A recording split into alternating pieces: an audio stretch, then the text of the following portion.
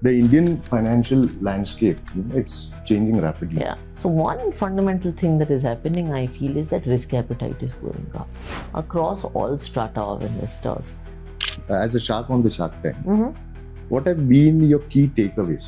Of course, public money and managing other people's money is very different from doing Shark Tank investments which are my own. I have never looked at my Shark Tank investments as investments. I have looked at them as my nation building purpose. Your love affair for saris is well known. I had always seen my mom wear a sari, so she taught me to wear one. And then as I started wearing them, I just fell in love with the garment. You are an avid traveler. I am. That must be making it interesting also.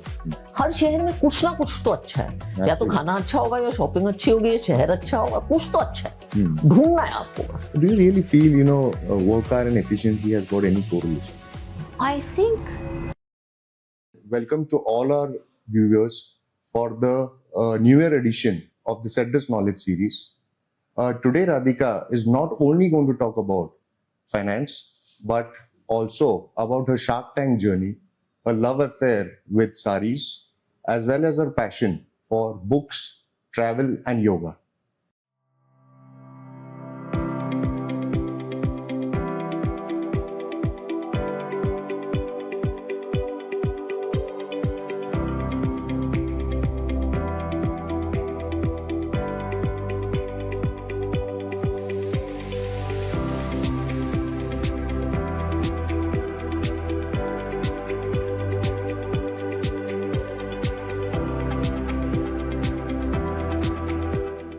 So Radhika, welcome to another series of Cedrus Knowledge series. And I remember you were there about 2.5 years back when it was on a virtual mode. Yep.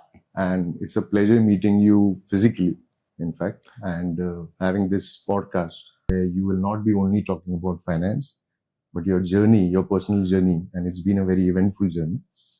So my first question to you actually is, and this is by ritual, you need to have something on finance. Okay. So let's do the token finance question. Yeah. So this is the only question on finance. Okay. The Indian financial landscape, it's changing rapidly. Yeah. Okay. And what are the key trends and opportunities which you see shaping up the Indian investment landscape? So I think the landscape is actually getting more and more exciting. And a general wave of financialization is, of course, sweeping the country, and that shouldn't surprise any of us. I think the US, China, major markets have tread this journey. So one fundamental thing that is happening, I feel, is that risk appetite is going up across all strata of investors. The FD investor and post office investor wants to be a mutual fund investor. The mutual fund investor within funds wants to do more equity. The equity investor now wants to do alternatives or touch unlisted. So in general, our risk appetite is going up. I think our openness to different investment ideas is going up. And I think one of the trends I see is that the investment and capital markets landscape in terms of offering will really widen up in terms of the number of products, opportunities, and solutions that will be out there. I don't know if all of them will be good for customers, which is why I think advisors like you will play a role in helping customers segregate the wheat from the chaff. But certainly, risk appetite is up, openness is up, and the landscape is opened up a lot. Wonderful. So, we have seen so many plethora of products which have come in the mutual funds also. I think, we did discuss about passives. Yes. Passives is now gaining a lot of interest from investors as well as advisors, as well as, the alternatives which you just mentioned, in fact, which is gaining a lot of, the appetite for the investor himself has gone up, in fact. And I'm sure, this is going to play a very key role, looking the way the markets are in the last 3 months as to how the investors behave. Coming to, now something which actually has overnight made you, people know you because of Shark Tank. Yeah, they do. As a Shark on the Shark Tank, what have been your key takeaways, the biggest takeaways from evaluating startups? Okay. And how do these insights apply to personal finance and leaderships?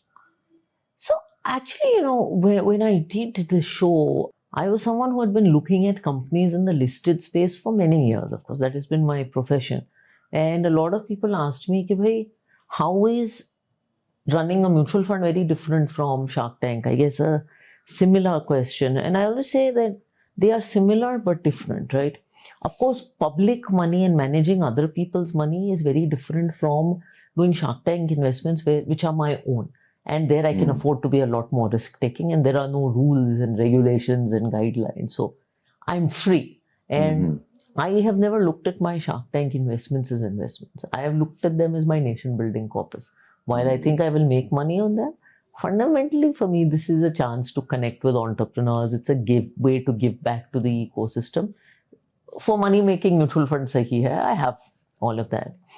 I think as far as evaluating companies, Nilesh, is concerned, I think a good company is a good company, whether it's a 10 crore market cap company or a 1 lakh crore. There are some tenets of good companies. And fundamentally, I think what is a good company? It's someone who has a consistent story to tell, is doing something well, is able to do it profitably, and can do it for a long period of time. So whether you evaluate a company that's listed or unlisted, it's the same. The only thing is these unlisted companies are run by young entrepreneurs who are much earlier in their journey. So you just have to shift your lens to looking at someone much earlier in their journey than later in their journey. Otherwise, I think investing is the same. I think for me, the biggest learning has been the wave of entrepreneurship that is taking over this country. And, 50 years ago, if you looked at India, an average graduate wanted a permanent job. They wanted to work for government of India. Today, a tier 4 city kid is ready to start up. And that is also rising risk appetite in another form. So I think for me, that's been the big learning.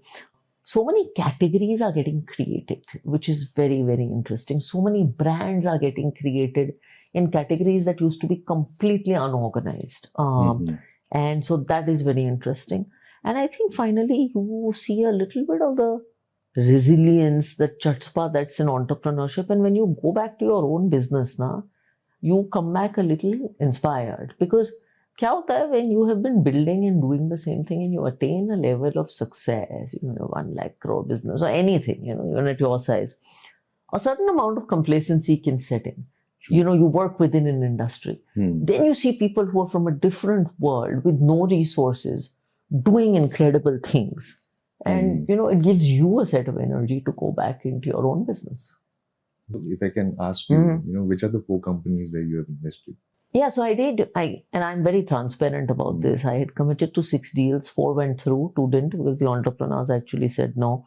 So there's a sari company. There has to be a sari company. Absolutely. It's based out of Himachal. There's a fintech company. The founder is from UP, working on a calculator for small merchants, kirana walas, etc. Super exciting. There's a virtual cloud kitchen. So that's in the food space. And then there's a very interesting company in the sustainability space using banana leaves, hemp leaves to produce textiles. So those are the 4. Wonderful. And I think the first one is, something which will be very dear to your heart. Yeah, I mean, which is a sari company. A sari company, it's almost obvious. The 4th one also actually, some of the material they're producing, I had said it on the show, is very apt for making saris. In fact, my next question to you is on saris. Sari question. And this I can give a very long answer to. And your love affair for saris is well known. In fact, saris and Indian textiles. It's not only saris, but overall Indian textiles. Yes. We had a very small conversation last time when we met, when you mentioned about, the history, how you correlate history and saris when you're traveling across regions. And how, the way the saris are made, the designs, they change from region to region in India, in fact. So, one is, I'm a little inquisitive is what, how does this thing come? Means, saris is something, you wear wonderful saris. I always compliment you when we meet up, in fact. But how did this love affair start, actually? So it actually started forcefully, I have to say. I came back to India to start working. And I used to wear largely Western clothes because I had lived in the US. Although I had always seen my mom wear a sari, so she taught me to wear one. So even when my father lived abroad, because he represented Indian embassy, I knew how to wear a sari because I was working overseas, so I never worn one for work. Occasions पे पहनते थे. Then when I became CEO, one of the things I struggled with, to be honest, was age. And so I started wearing a sari to look a little older and responsible because I was 33 and everyone else was 50. And then as I started wearing them, I just fell in love with the garment. And of course, one of the things that happens in our profession is we do a lot of domestic travel. And so I also think that domestic travel can be tiring, but you have to find ways to make it fun. And my way to make it fun was either food or sari shopping. So wherever I travel, I'm on a hunt for saris.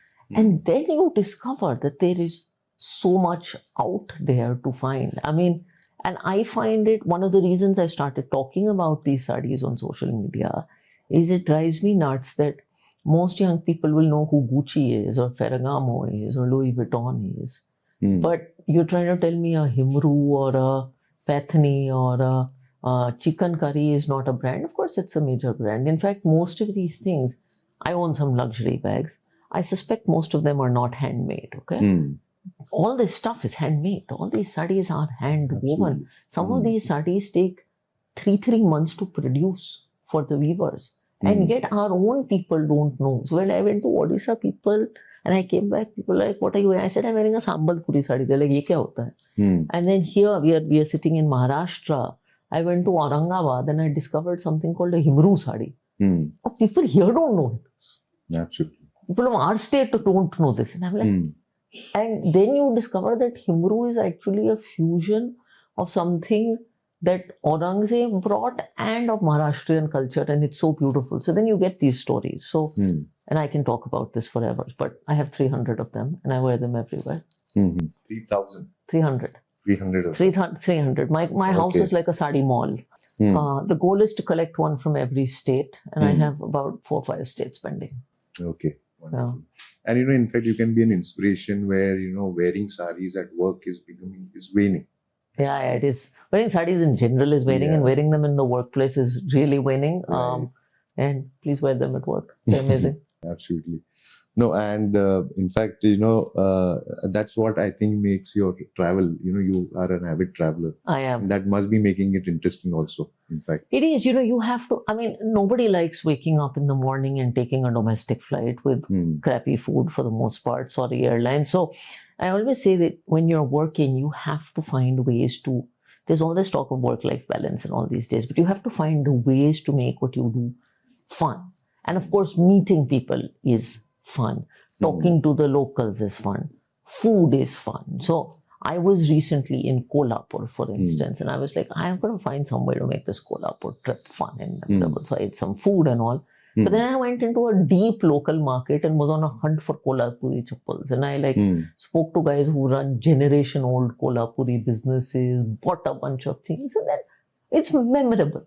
Absolutely. And most of my family actually envies my domestic travel. So this is for people who travel a lot. Yeah. How you can make it fun? You have to find a way to make it fun. Or in some cities, the cities are so beautiful that you just take a walk. Like in Lucknow, I take a walk on the Marine Drive, or in Bhopal, I just go walk by the lake. So हर शहर में कुछ ना कुछ तो अच्छा है. या तो खाना अच्छा होगा, या शॉपिंग अच्छी होगी, या शहर अच्छा होगा. कुछ तो अच्छा है. ढूंढना है आपको बस. कुछ तो अच्छा होगा. When the Britishers left, there were 500 princely states. Correct. So definitely there's a lot of cultural. There's a lot of cultural stuff. So you just have to go find it. Absolutely. Coming to my next question, and like I told you, I'm not going to make this a very, very financial kind of a talk. Okay. Now, beyond finance, you're deeply passionate about yoga, reading. Okay. You travel a lot. I do. In fact. Now, you have answered, a bit of it just now, but, it's basically how has this, this interest changed your leadership style as well as, on your overall well-being? So I think well-being actually, and I think my definition of well-being keeps changing, but I like that you use the word well-being. So yoga is there. I'm super passionate about cooking actually, which many people don't know. So I spend time on food. I'm very passionate about poetry. So I read poetry at night. Now, all of these things are ways to calm you down. Again, there's so much debate of how many hours you should work. And I think it's not about that. It's about productivity and bringing your best to the workplace. So, आप जितने भी घंटे काम कर रहे हो, your heart and soul should be there. Yeah. What's the point of sitting at work and, hanging on Facebook or doing whatever or being frustrated? All of these things, I think, help you disconnect. They help you calm your mind. In my role and in so many leadership roles, half of what we do is deal with people, situations, decision making. And, our ability to make sensible decisions, to have sensible conversations with people creates very large economic outcomes. So for that, your mind has to be at total peace. You have to come into work feeling happy. And, if listening to a couple of shairis the night before calms you down, or if your body is feeling relaxed, all these things help you make better decisions at the workplace. They help you become, by the way, a more empathetic leader in many places. And shairi to is great. It's very good in talks. Absolutely. How many hours do you work? Oh, how many hours do I work?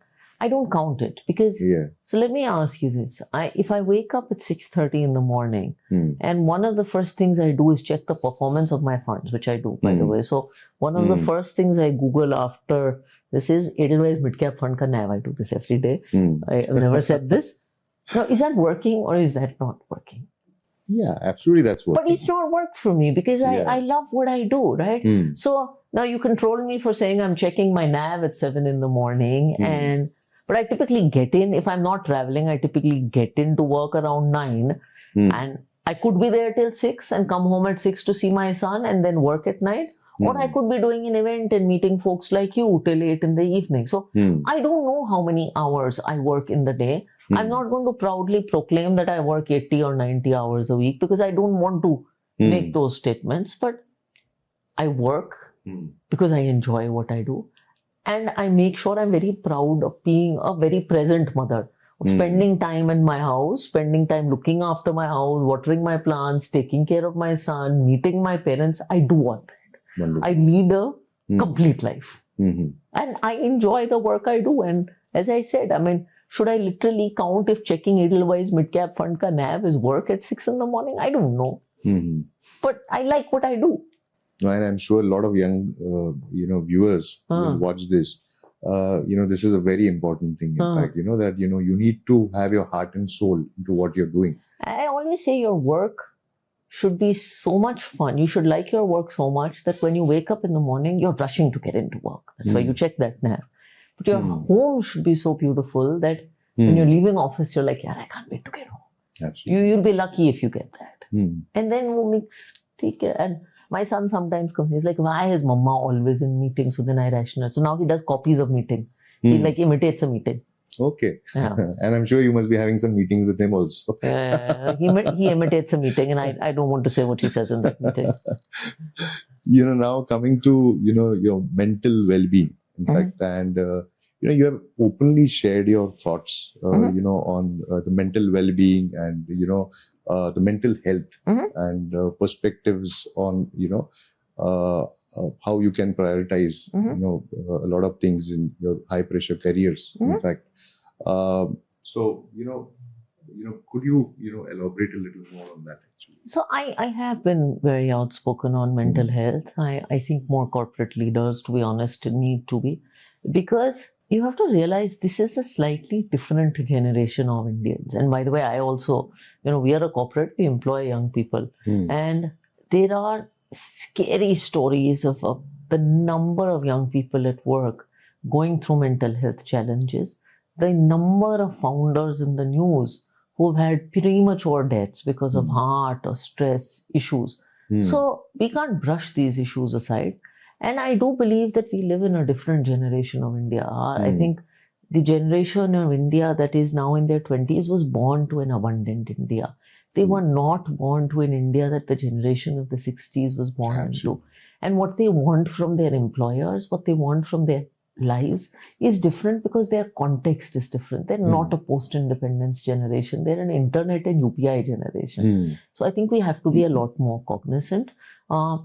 My point has been, I think we need to have open discussions about mental health in the workplace. In fact, I do a lot of these podcast conversations, and the ones that have honestly been the most successful have been the conversations about mental health, have been the conversations about struggle with pregnancy, about struggle with postpartum.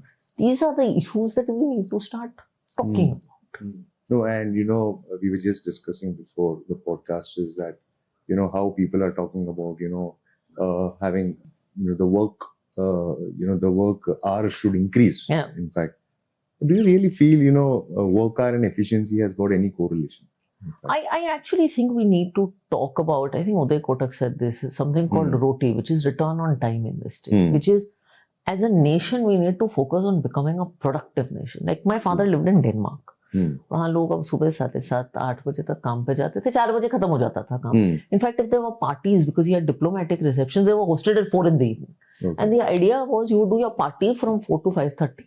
After 5:30, you would go home to be with your family. That's a productive nation. And I think we need to think about becoming a developed nation, but we'll become a developed nation if we're a productive nation. And as we seek development, we should also do it as a happy nation.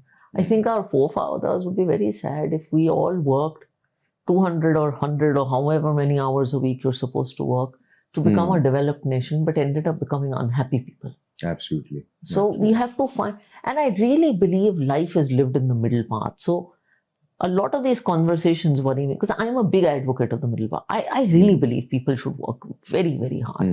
But I don't believe working hard doesn't mean you can't have the other side of life. And look, I'm a mother of a 2-year-old who did a reality show and book while being a full-time CEO. It is all possible. But it can be done in the middle path. So life really should be lived in the middle path.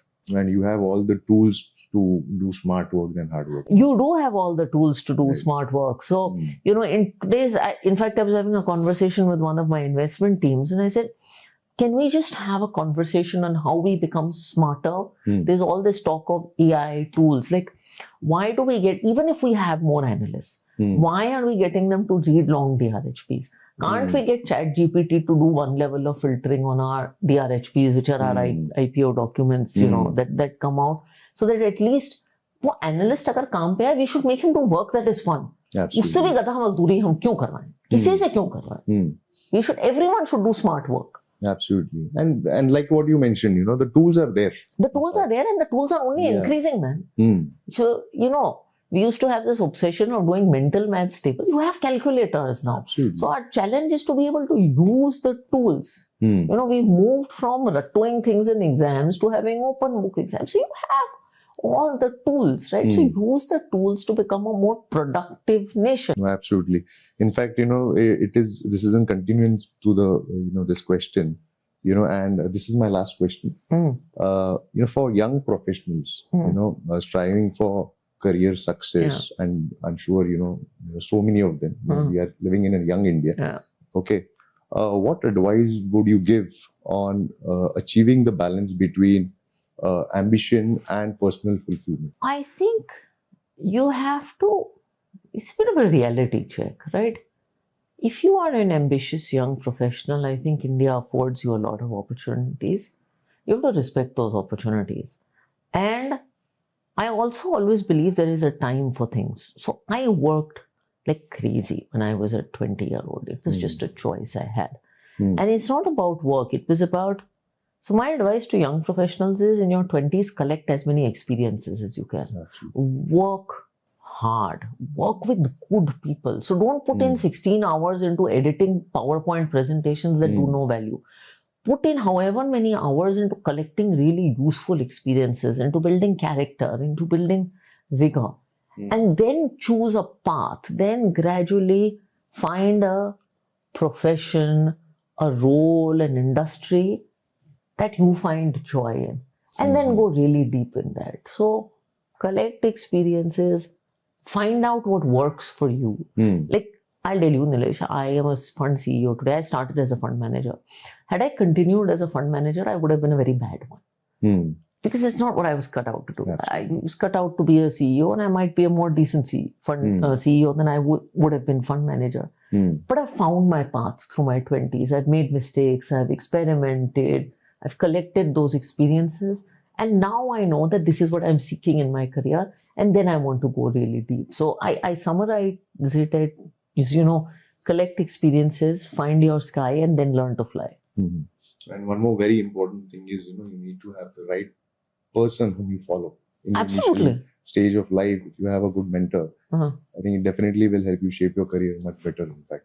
Absolutely. In fact, most young people run after brands and run after salaries without thinking about who they're going to work with. And I really think in the early part of your career, who you work with really defines what your career will be.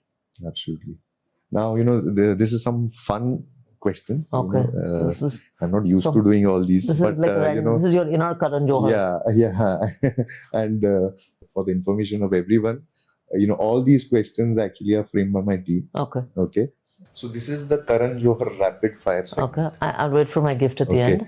And in fact, I've added something more to it. In fact, what my team had not added.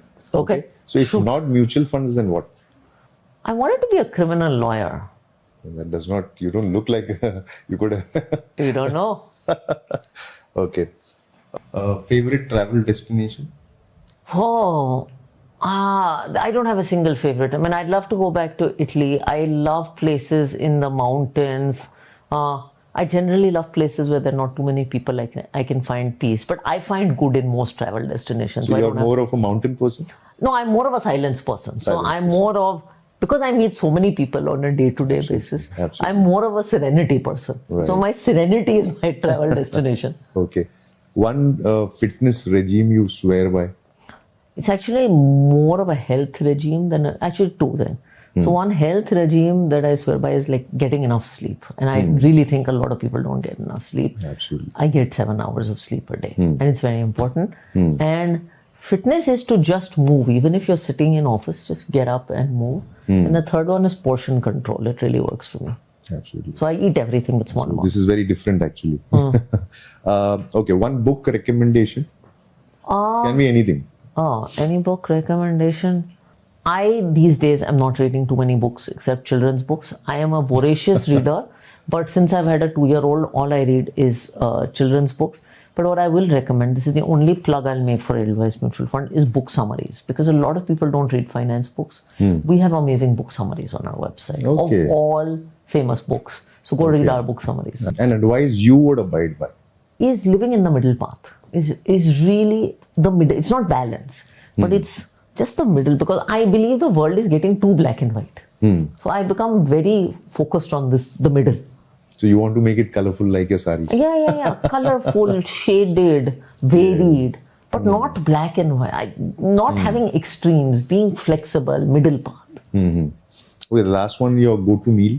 This could be a long answer. This is a typical Karan Johar question. No.